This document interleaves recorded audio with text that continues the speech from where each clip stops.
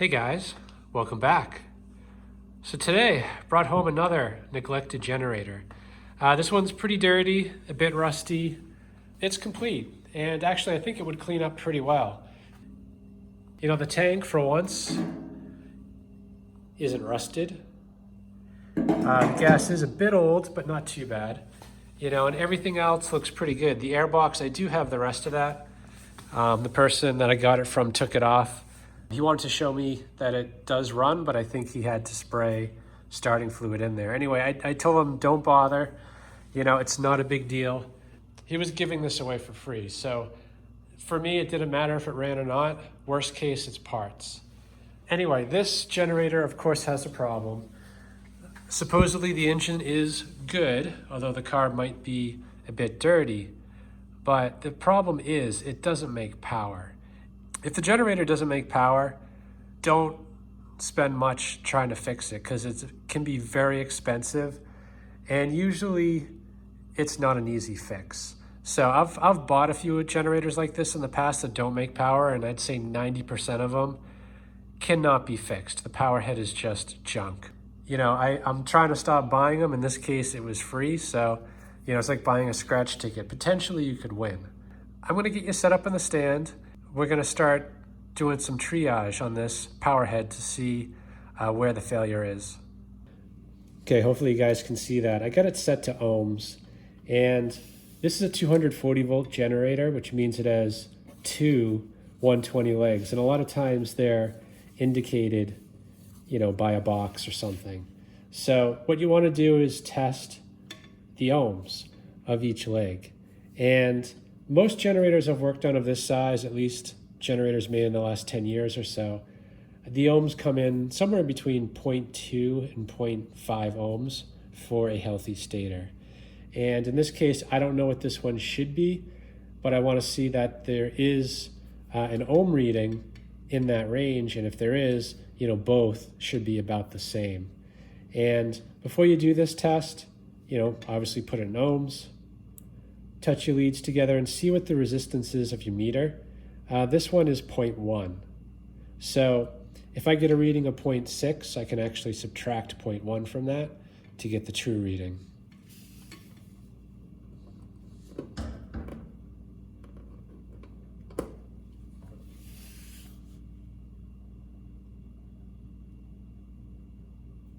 That's good, 0.4. So the actual reading is more like 0.3. So that is a good reading. Let's check the other side.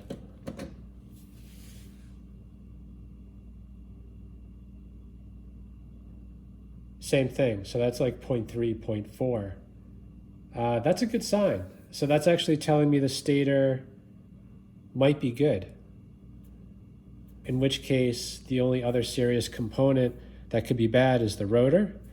Otherwise, it could be something as simple as the brushes or the AVR. But to do any more testing, we're going to have to take the cover off the power head and run some more tests down there.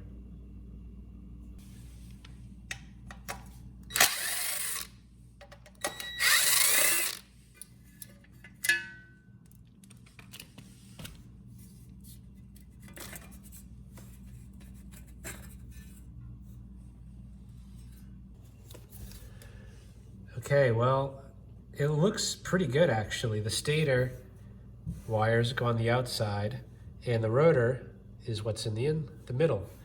And the wire color is very good. No broken ropes. So the stator and the rotor appear to be in very good condition. So maybe it's not one of those. And I can tell you right now, just looking at these wires, someone has been in here before, and I'm guessing spliced some wires together and threw some electric tape on there. So maybe the problem is the AVR or the brushes. So I'm gonna get this AVR out of here, get the brushes out as well, and then we'll do some additional tests.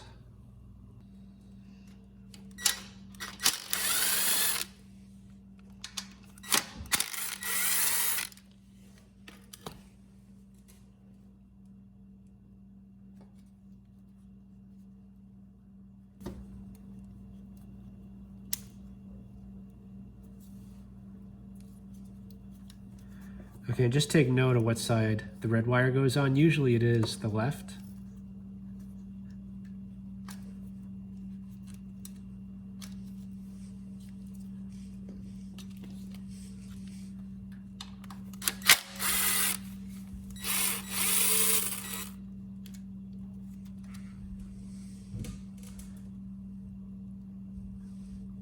Okay, and the brushes look good. Okay, so now that we have the brushes out of the way, in the AVR we can get a much better look at everything. And it is a little dark looking down there. It's not looking quite as good as the top. You know, with that said, there's still no broken ropes. So I think we need to do some more tests. Now, for these tests, I'm just using the ohms scale for all these tests. Now, this isn't foolproof. When you test ohms with just a multimeter, it's testing it at low voltage. It's only a couple volts. I'm not sure if it's 2 volts, 3 volts, but the point is it's single digits.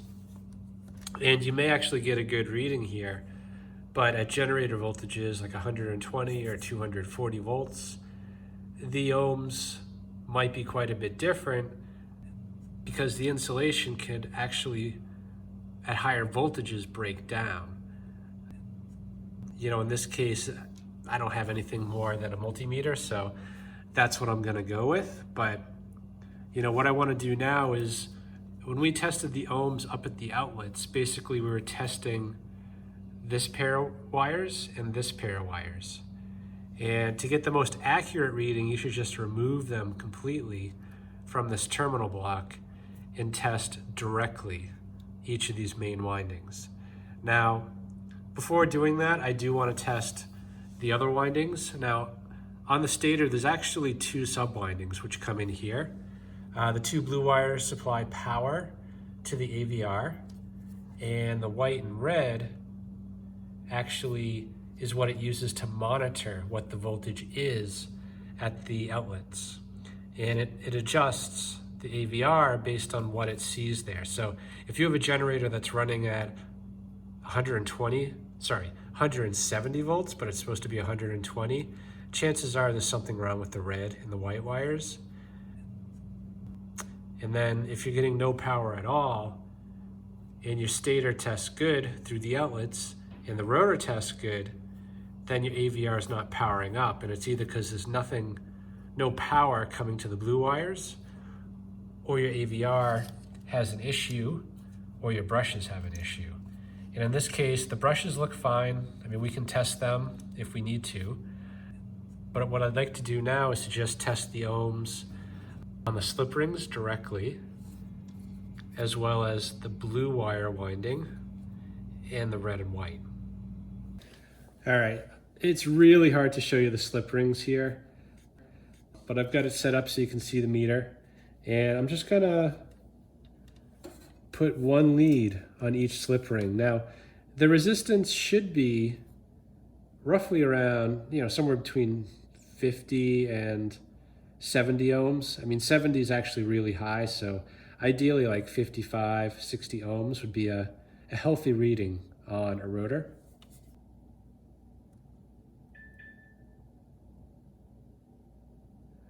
All right, I don't know if you can see that. I think my hands are in the way, but we're at like 57, 58 ohms. So that rotor's good. Okay, now for the blue wires, which usually it's around 1.5 ohms, but that can vary a bit.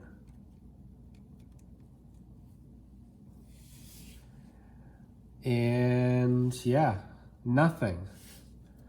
Let me just back probe it to make sure.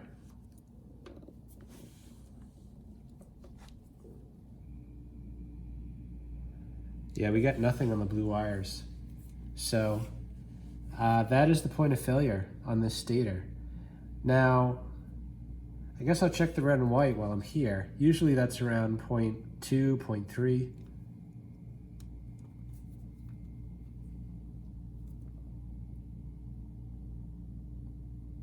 Yeah, that one's perfect. So we're dealing with an issue here on the blue wires.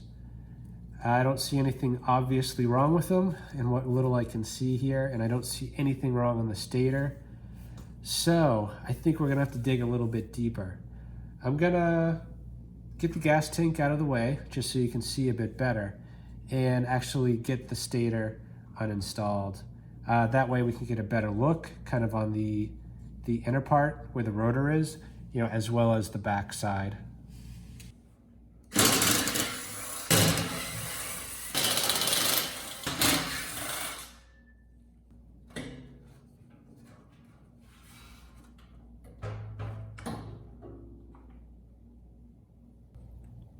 Okay, that gives us a little bit better view of what's going on here. So before we can get the stator out, we gotta take these bolts out, but there's a few things holding us up from doing that. Namely, all these wires connected to this terminal block have to come off, you know, and this wire separated from the stator. Also, this winding down here, I'm not familiar with what this is. Usually I don't see that, but there is something a little extra here. So I just gotta unplug that, get these wires off, and you know, actually too, we gotta loosen up the end housing so that we can slide the stator off. And on this side, it looks like the exhaust is attached, so we might have to get the exhaust out of the way too. So let me start with that, and then we'll start disconnecting some wires.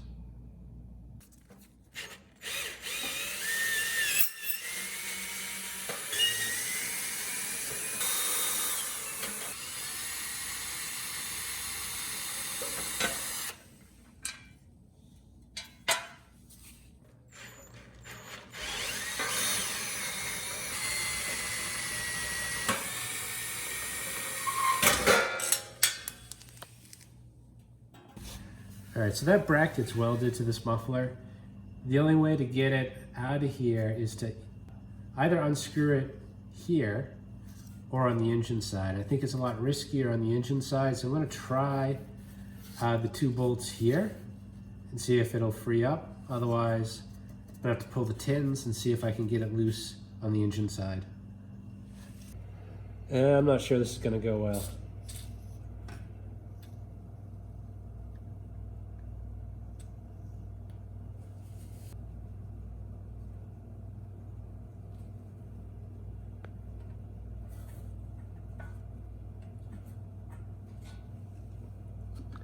Nope, I'm gonna break it if I keep trying that. So, tried the engine side. Unfortunately, gotta pull a few more bolts. One here, one here, one here, and the governor spring.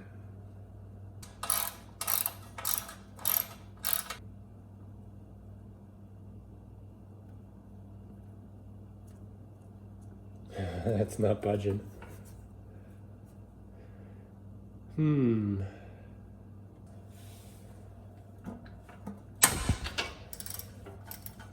Yay.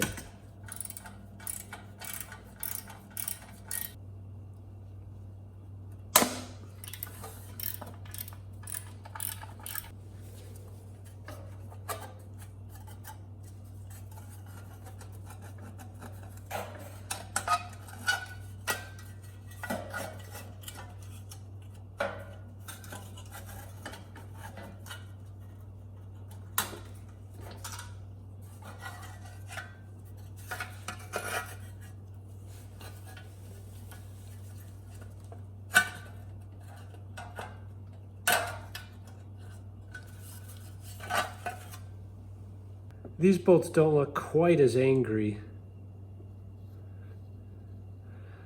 but they are a lot more risky, being that they're into the head of the engine here.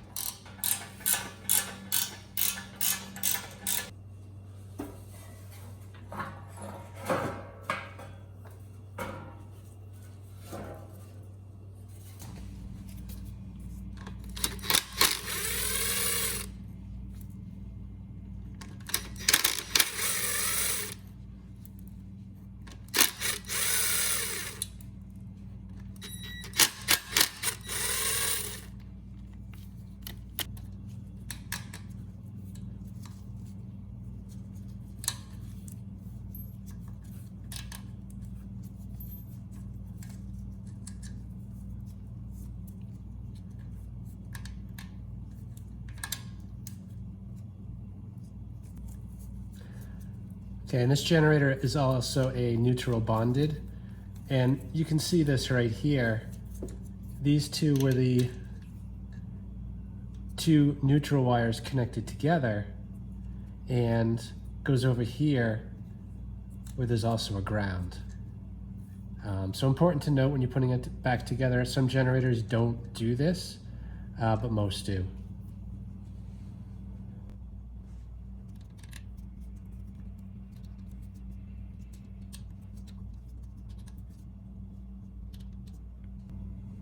Yeah, you know, technically I think I could have left these wires on the posts. So I think I'm going to put them back. Really the only thing I need to free up is this wiring harness.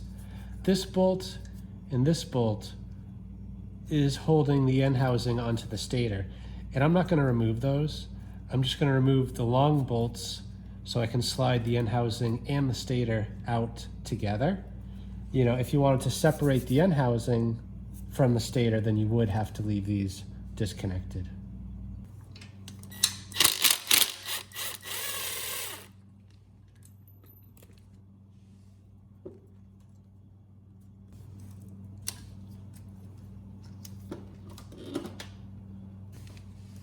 All right, so the stator's freed up, that wiring harness is out of the way. At this point, we should be able to pull these 4 bolts holding the stator on. And if you're lucky, you can just slide it right out, but usually you do need a puller to apply some light pressure to kind of get this ball bearing to come out of this end housing. You do need to support the engine because when the stator comes out, 2 of the mounting points are gone, so the engine's gonna wanna flop over. So if you put a piece of wood underneath, that should do it. You know, once the stator's removed, that wood will kind of act to hold the weight of that engine on that side.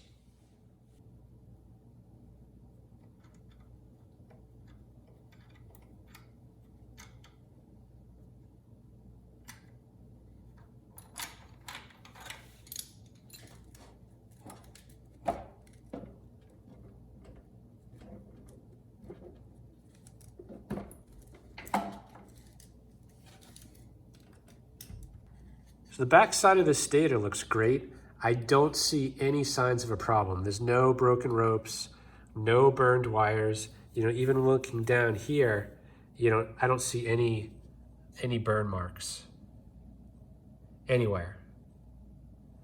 So, gonna do a little more digging. I mean, this stator looks very healthy. Obviously the blue wires, it's open circuit, so there's gotta be a break somewhere. Been staring at this for a while. There's nothing obviously wrong with it other than there is no ohms on the blue winding. So there is clearly a broken wire somewhere. And from what I can tell, it's kind of hard to see, but there is a winding that's in this protective sleeve right here. And it goes around and then goes down in right there. And that is most likely the blue winding. And if you look closer, you can see when they were stitching this up, they went right through the middle of that protective sleeving so that like half of it is on the outside and the other half is being held.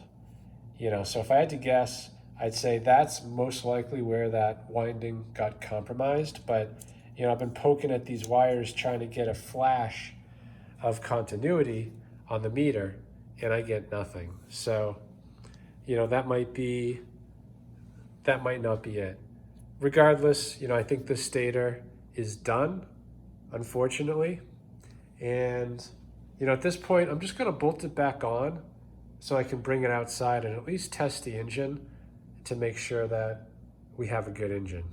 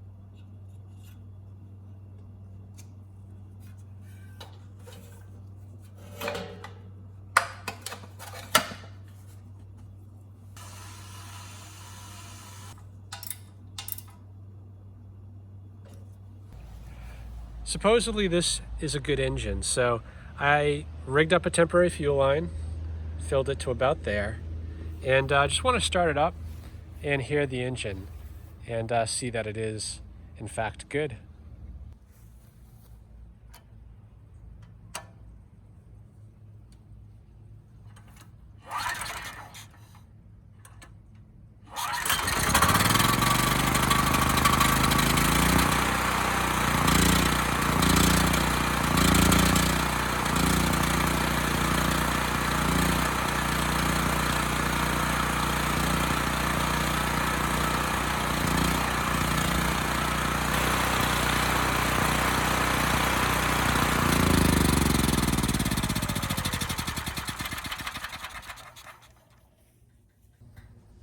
Okay, it runs pretty well. Touch lean, but that could be because I have the air filters off. So I'm not gonna worry about that too much right now. Now, I did take a look online at how much a new generator head would cost. And this one isn't too bad. It's about $330, which is about the cheapest you'll find. And, you know, since I got it for free, you know, I have a little bit of wiggle room. So I think I'm gonna place an order for that and get it installed.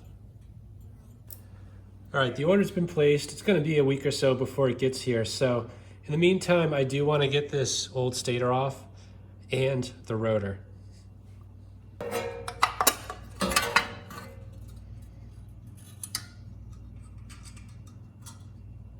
Just gonna get the spark plug out while I'm here. In order to get the rotor off later, I'm gonna have to fill the cylinder with rope.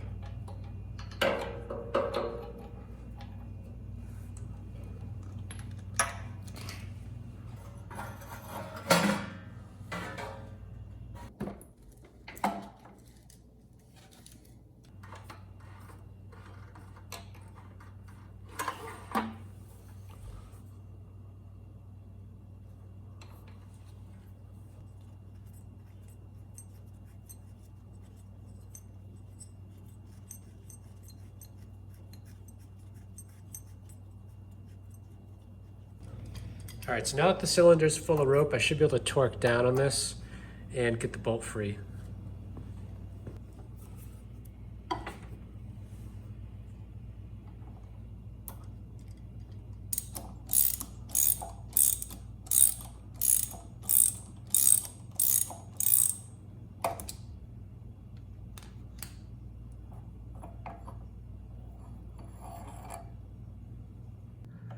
Okay, so to remove this rotor, we got lucky.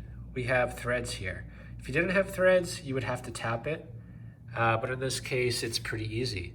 And I happen to have the right size bolt.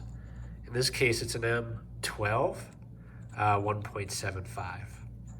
The bad news is I don't have the proper size rod to cut to size to use to push down and get this off. So instead, I'm gonna take the engine off, stand it up, fill this shaft with water, put a little bit of Teflon on the bolt and crank down. And the hydraulic pressure should pop this rotor off.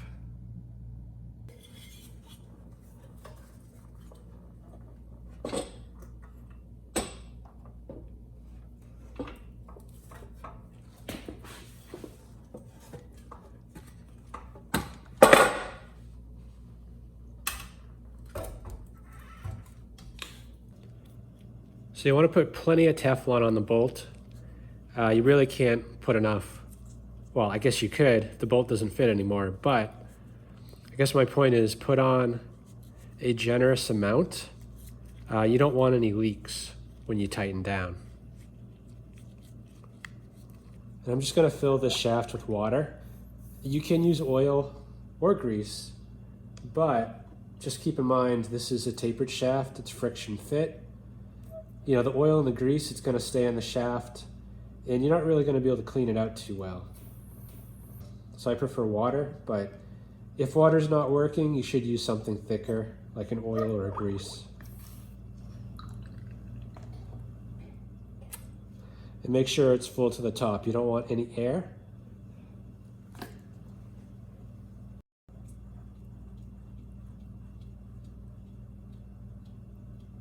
And the piston is full of rope, so the engine will only turn so far and then it will lock up.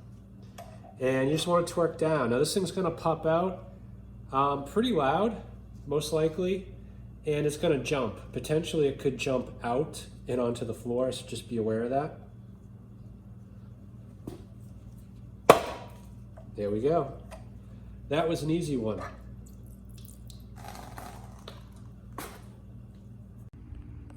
So just a quick side note, I was cleaning the engine, not filming it of course, and you know, I was checking the lines. The fuel line, although I didn't show it, had a big crack in it. Also the spark plug wire, the boot here was falling apart, so I just put a little electric tape to kind of hold it nice and tight so the wire doesn't pull out. And you know, I was checking this line too. This line's actually very important. If it has a crack or a leak, it'll be a massive vacuum leak, because this line goes down to the insulator, which is right between the carb and the engine. So any leak here, you're gonna have major run issues. Anyway, this line seems to be fine. All it does is actuate this here, which sole purpose is to turn the choke off. So when that receives vacuum, it pulls on the linkage and theoretically turns the choke off automatically. Now, that might sound nice, but it can give you grief, especially as they get older. Personally, if this was my generator, I would just factory delete this, you know, cut it down here, plug the line off permanently to avoid a future headache. Besides being dirty, the frame isn't in too bad a shape, but those two bottom rails, the paint's bubbling pretty badly. You know, some of that looks like rust, it's dirt, you know, but as soon as I start cleaning it, I think, you know, paint chips are gonna start falling off. So at a minimum, I'm gonna get the hardware off those bottom rails. And I just, to orientate yourself here, I got this standing up on its side, and then I'll tape it off, you know, wire wheel it and just throw some paint on it to kind of improve the situation a bit.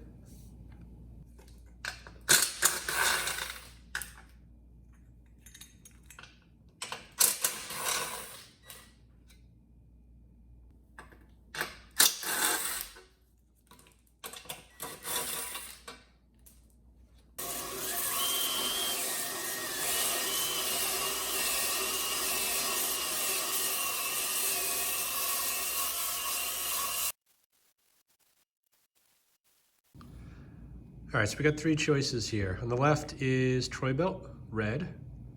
Middle is Poppy red. And on the right is Sunrise red, I believe. And none of them are a very good match. On either side, those are both enamel, so those would have worked better. The middle is just a standard satin paint. And the color match isn't too bad. It's just the finish is very flat. I was looking for something with a little more shine. Anyway, I think the middle one, the Poppy red, is the winner.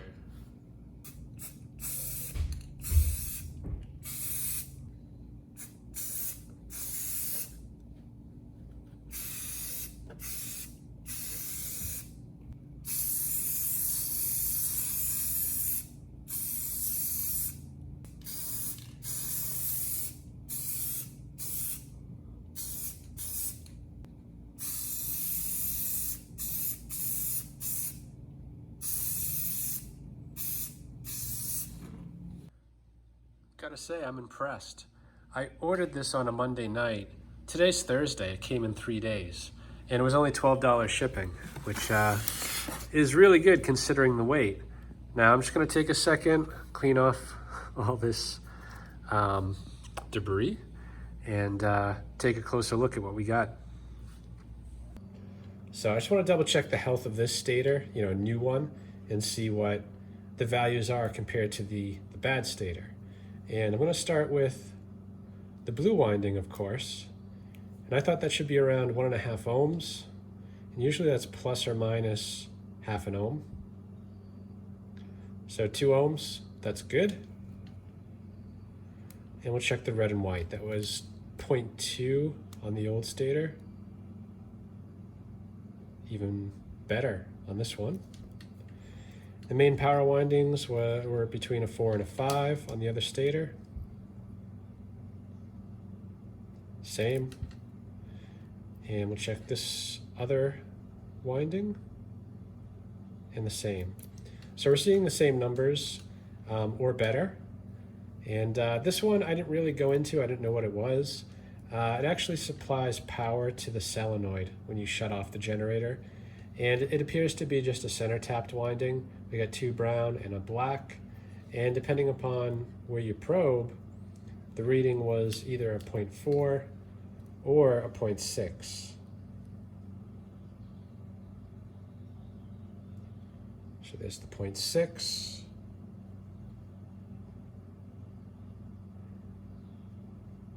And even better, 0.3. So stator is good. And before I can install it, I do need to move the end housing over from the old one. And while I'm at it, might as well check the rotor. We were at 57 on the old rotor. And 55 on the new. So good, everything's good. So there's just 2 bolts kind of holding this end plate on. One of them's here, it goes all the way through and has a lock nut, and it's the same on the other side.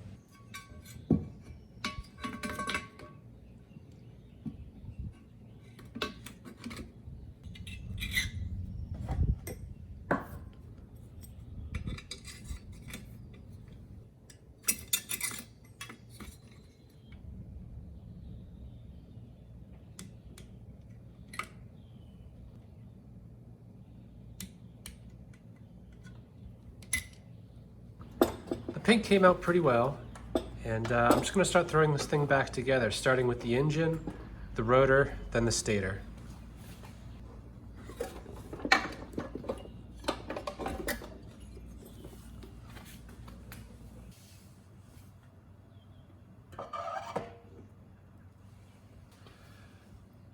Gonna have to reuse the old bolt. This kit did not come with a new bolt or an AVR or an end housing, so I was kind of expecting that, but not a big deal. Anyway, the old bolt looks like it had some thread locker on it, so I'm gonna put a little bit on.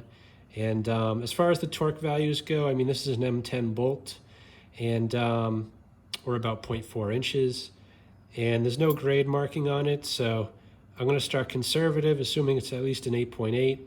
I can go up to about 40 foot-pounds, which is quite a bit. Most rotors I put on, I only do at about 20.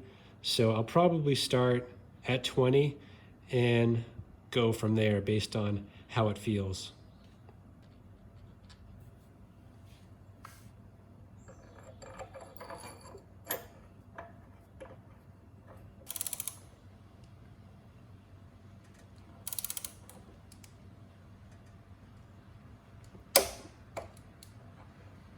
Okay, that's 20.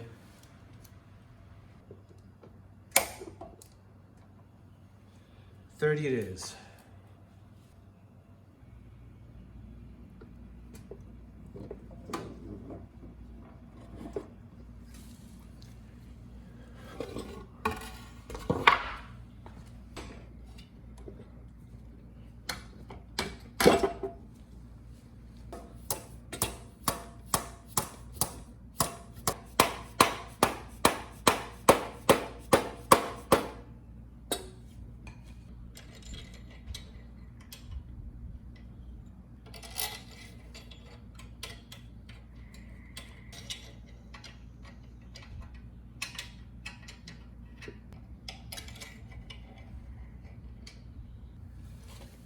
So one thing to note, it's really important to make sure that the stator goes in on the lip all the way around, or else it's going to be lined up wrong and it's going to rub against the rotor. Now these bolts are pretty small. Generally they should be between 60 and 80 inch-pounds. So I'm going to start on the low side and go from there.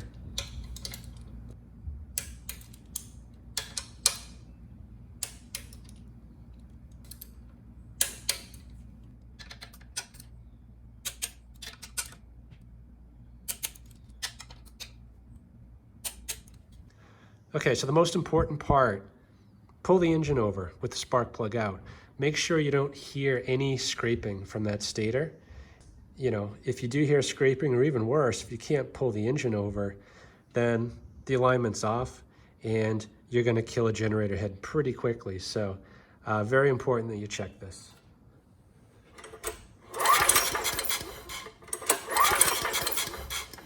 Okay, and that sounds good. You can also pull it slowly to quiet the top end noise. And it sounds good. I don't hear any scraping from there, so I think we're good. So I'm just gonna finish up the electrical and probably cut at that point, since you've seen me do the rest, and bring it back out for a quick test.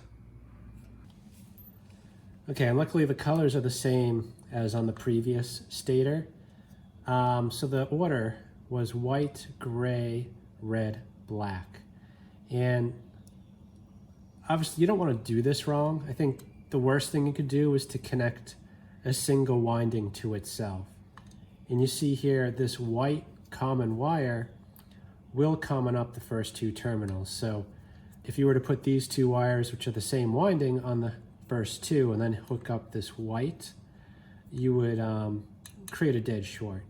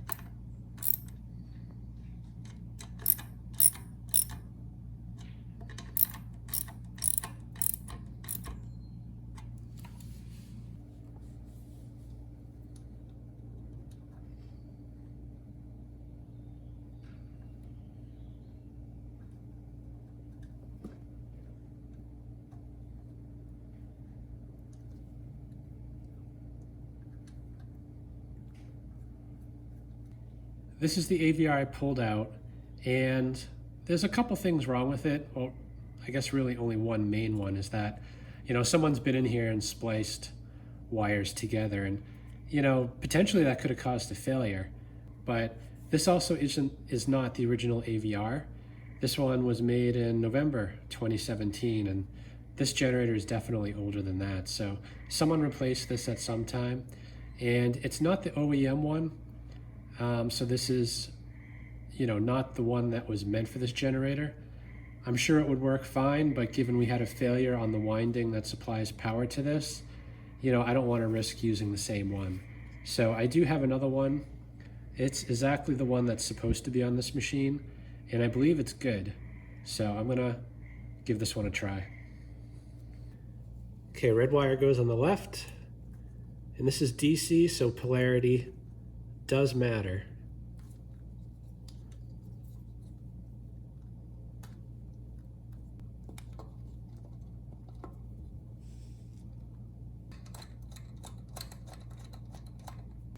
And you only want to snug these up. They strip out really easily.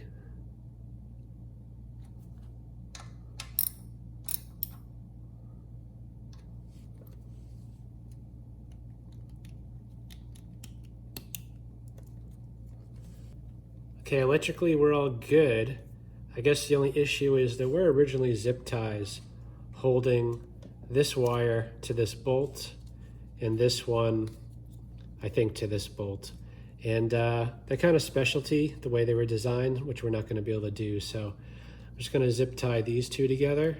And then down here, not quite sure. I'll have to figure some way Maybe just securing it to that post like that.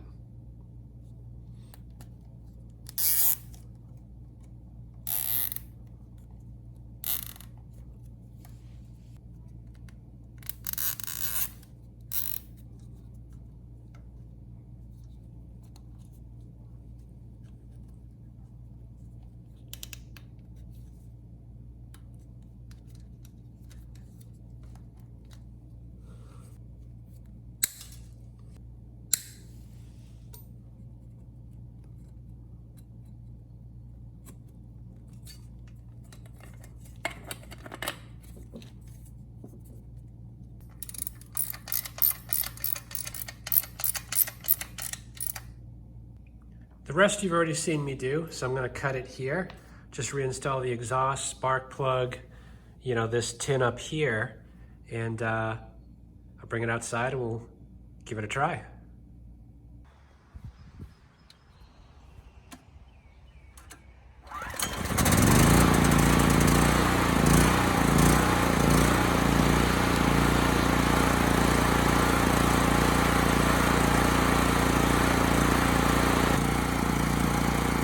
The engine speed is low, and the voltage is too. I think we're out of gas.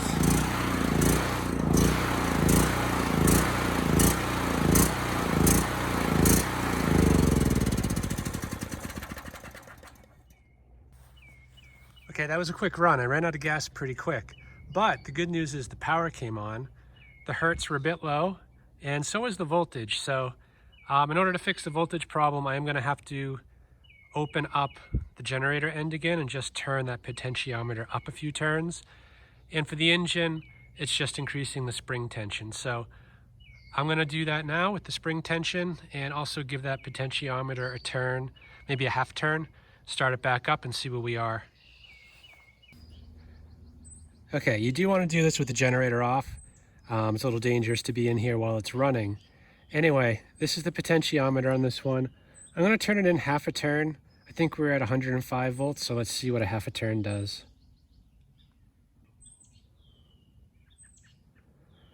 Okay, half a turn. And then as far as the engine speed goes, I cracked this nut loose right here, and this will let me turn the screw in, which will apply more tension here on the spring. So I'm going to do this first, probably get it up to 61 hertz, and then work on the voltage. And once we're at a good engine speed and voltage, I'll do a load test and see how things look.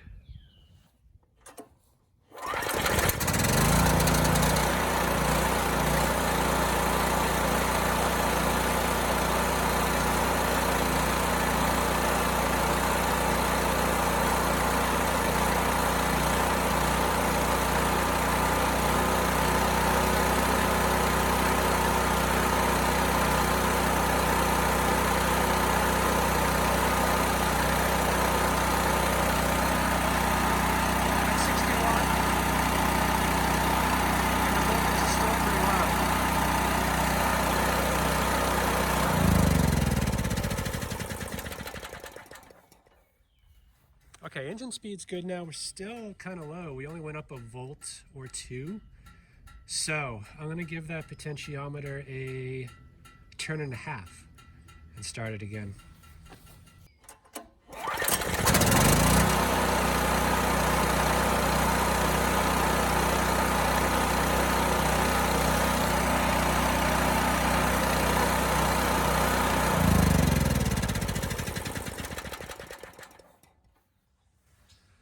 Okay, so it looks like every turn is about 2 volts.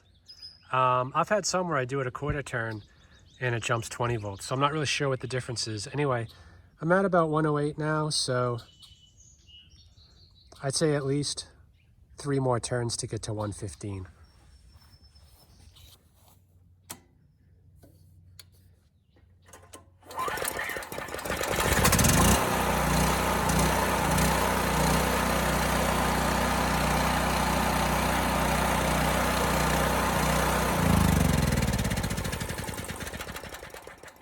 Yeah, so 1 turn equals about 2 volts with this generator. So I'm about 115 now. I want to be probably a little over 120. So 3 more turns. All right, we'll try it again. I think I'm at a total of about 8 turns. Should be close to 120 now.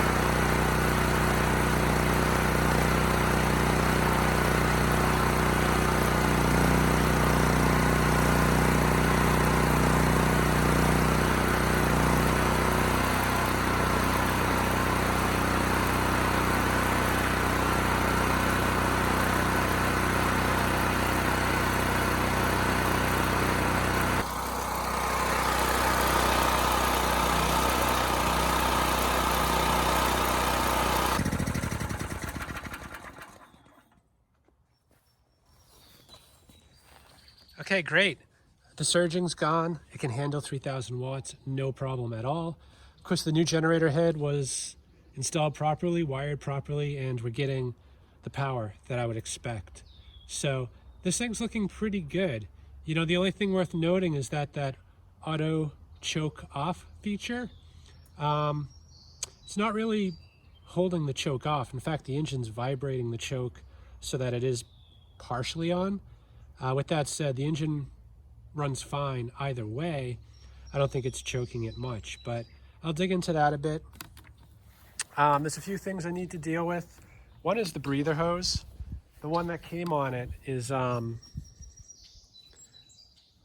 pretty bad shape. I did order a replacement part, but as you can see, it doesn't exactly match. And it's just too short and doesn't have a bend in it. So I need to figure that out. Also the fuel tank, I ordered a new petcock because the one that was on there was pretty rusted. So I'm gonna wait to get those 2 things sorted out, and then we'll finish this thing up. Okay, as you know, this tube needs to be replaced. It's badly dry rot. So of course, went to the Homelite site, found the parts number, parts discontinued. But I did find a seller that said they had it, so I bought it. And as you know, this is what they sent. And this is useless, it's not gonna work. So that's out. I went to local auto stores. No one had anything that would match this outer and inner diameter. And even if they did, none of them would have that bend. So that was a waste of time. But this is a fairly common engine. I believe it's made by Rato, R-A-T-O. And I've worked on a number of other branded generators that have this engine. The first one I checked was Ryobi, the 5500 watt, and discontinued there as well. Honeywell discontinued. And I remember the Generac GP7500E, 3rd revision, same engine. And thankfully Generac supports their stuff because they had it. And here it is. So let me get this on and we'll finish this thing up.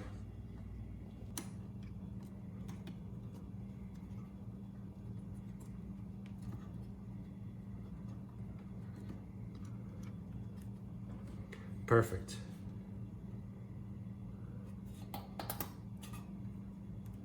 So here's the new petcock. It's pretty easy to install. You just tighten it up. The old one still worked, but it was severely rusted and a bit of an eyesore, and I'm sure at some point was going to cause a problem. So these things are cheap enough. I think this one was $8 or $9. Anyway, the one thing that I noticed on this one that seems a bit odd is the fact that they put a straw here. And I'm not sure the purpose of that, because the fuel level can now never go below that, and the fuel filter on the bottom isn't going to do much. So I'm going to omit this. Potentially it was here just for shipping. And the way it usually goes is just put the filter in, then tighten this on.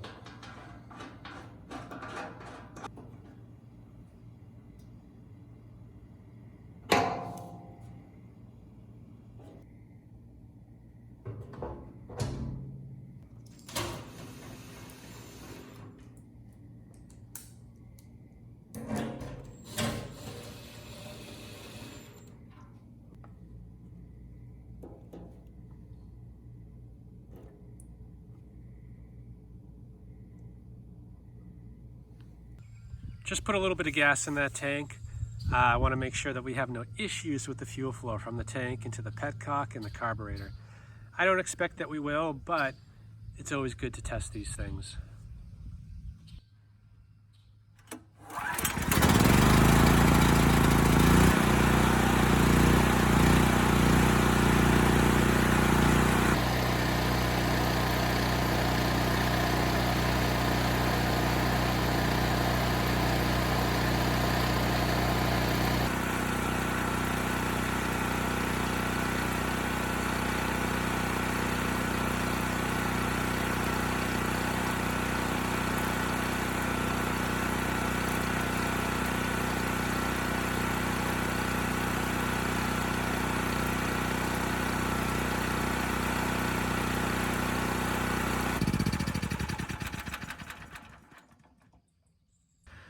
Okay, good. The fuel petcock's doing what it should. No leaks. And, you know, it occurred to me I forgot to test a few things. So I just tested the voltage, make sure we do have 240 volts between the legs, which we do, and took a look at that meter. So it seems to be functioning as it should. Anyway, I think I'm done here. This is a good running generator now. So I hope this video helps someone. Thanks for watching.